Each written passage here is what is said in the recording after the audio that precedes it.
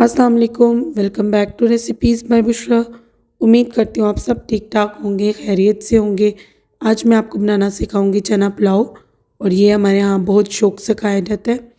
इसको तैयार करने के लिए सबसे पहले हम ले लेंगे एक देगची, और उसमें डालेंगे तकरीबन 1/4 कप ऑयल।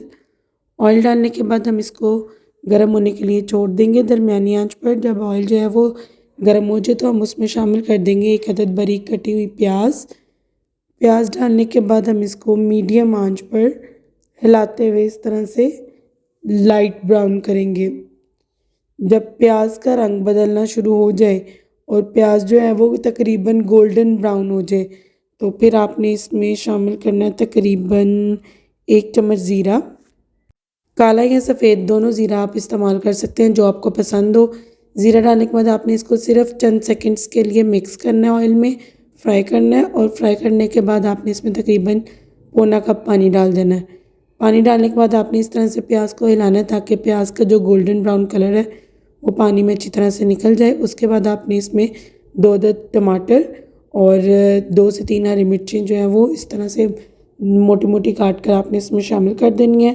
साथ ही साथ हम इसमें डालेंगे मसाला जात में हम डालेंगे तकरीबन 1 से 1.5 चम्मच सूखा धनिया, साबुत सूखा धनिया 1.5 चम्मच डालकर फिर हम इसमें शामिल करेंगे तकरीबन 1 चम्मच नमक। आप नमक हस्बे ज़ायका इस्तेमाल कर सकते हैं, कम नमक खाते तो इससे कम क्वांटिटी भी कर सकते हैं। नमक के साथ ही कुछ लौंग शामिल कर देंगे, और 1 से 1.5 चम्मच हम इसमें लाल मिर्च डाल देंगे। अगर आप ज़्यादा स्पाइसी खाते तो 1.5 चम्मच, नहीं तो फिर आप 1 चम्मच इस्तेमाल करें लाल मिर्च। साथ ही साथ इसको मिक्स कर लेंगे मसालों को अच्छी तरह, और इसको मीडियम आंच पे हम 5 मिनट के लिए पानी को खुश्क करेंगे, और इस मसाले को हम अच्छी तरह से भून लेंगे। जब मसाले में से पानी ख़त्म हो जाए, खुश्क हो जाए और ऑयल जो है वो सेपरेट हो जाए, फिर आपने इसमें 1 से 1.5 प्याली उबले हुए चने शामिल कर देने हैं। चने मैंने तकरीबन 6 घंटे के लिए भिगोए थे, और उसके बाद मैंने इनको बॉयल कर लिया था। ये चने बॉयल्ड हैं, इसलिए आपने इनको 2 मिनट के लिए भूनना है। और जब मसाले जो हैं इसको अच्छी तरह से मिक्स हो जाए चनों के साथ, भूनने के बाद आपने इसमें जितने गिलास चावल होंगे उतने गिलास पानी डालना है। याद रहे, अगर आप नए चावल पका रहे हैं तो आप जितने गिलास चावल लेंगे उतने गिलास ही पानी शामिल करेंगे, लेकिन अगर आप पुराने चावल इस्तेमाल करें तो आप पानी की क्वांटिटी जितने गिलास चावल हैं उससे 1 गिलास बढ़ा सकते हैं।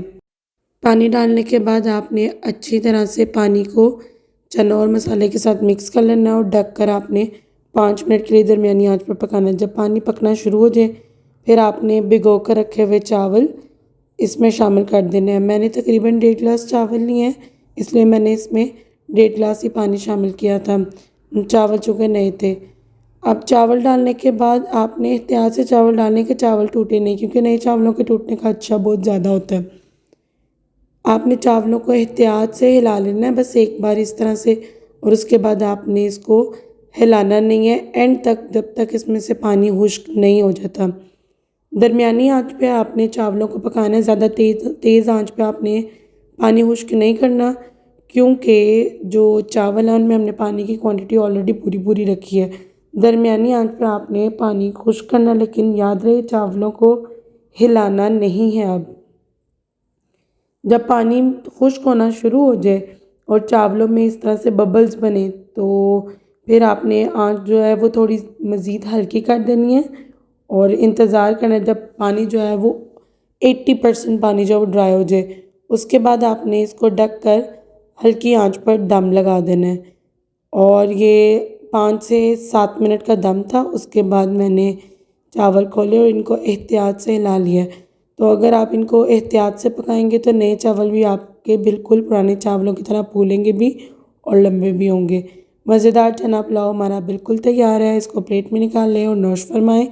आई होप आपको रेसिपी पसंद आई होगी। रेसिपी को ज़रूर ट्राई कीजिएगा और कमेंट सेक्शन में अपना फ़ीडबैक लाजमी दीजिएगा। अगली वीडियो तक के लिए मुझे दीजिए इजाज़त। इंशाल्लाह अगली वीडियो में मिलेंगे नई रेसिपी के साथ। तब तक के लिए अल्लाह हाफ़िज़।